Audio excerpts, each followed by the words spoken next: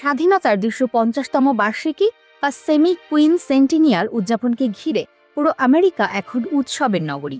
Washington ডিসির national মল থেকে শুরু করে প্রতিটি অঙ্গরাজ্য মেতে উঠেছে চোখ ধাঁধানো আতশবাজি আর প্যারেডে।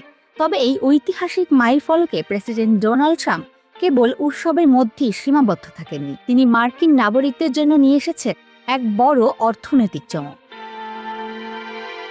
স্বাধীনতা দিবসের আনুষ্ঠানিক সূচনার সাথেই দেশটিতে আত্মপ্রকাশ করল ট্রাম্প প্রশাসনের বহুল আলোচিত ফ্ল্যাগশিপ প্রোগ্রাম ট্রাম্প অ্যাকাউন্টস। সহজ কথায় এটি আমেরিকার ভবিষ্যৎ প্রজন্মের জন্য একটি বিশেষ ধরনের সরকারি ইনভেস্টমেন্ট বা বিনিয়োগ অ্যাকাউন্ট।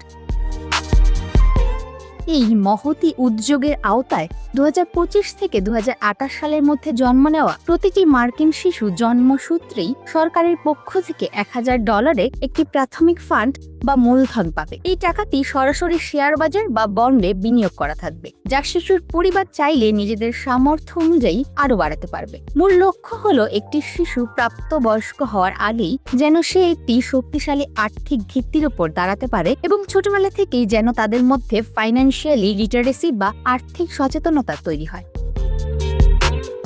অর্থনৈতিক বিশ্লেষকদের মতে অনেক পরিবারই কেবল শুরুর পুঁজি না থাকার কারণে জীবনে কখনো সঞ্চয় বা বিনিয়োগ করতে পারে না। ট্রাম্প অ্যাকাউন্টসের এই $1000 সেই বাধা দূর করবে। তবে এই নীতি নিয়ে ওয়াশিংটনে বিতর্কও কম হচ্ছে না। কিছু সমালোচক এবং থিঙ্ক ট্যাঙ্ক মনে করছেন এই সরকারি অনুদান কেবল মধ্যবিত্ত বা উচ্চবিত্ত পরিবারগুলোকেই বেশি সুবিধা দেবে, যারা নিয়মিত অ্যাকাউন্টে টাকা জমা রাখতে সক্ষম। দরিদ্র পরিবারগুলোর জন্য এটি খুব একটা লাইফ চেঞ্জিং হবে না।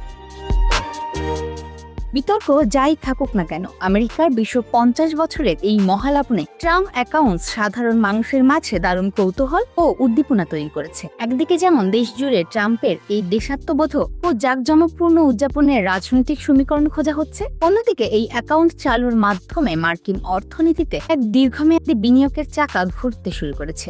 ভবিষ্যৎ প্রজন্ম এই অ্যাকাউন্টের মাধ্যমে কতটা অবলম্বী হতে পারবে তা সময়ই বলে দেবে।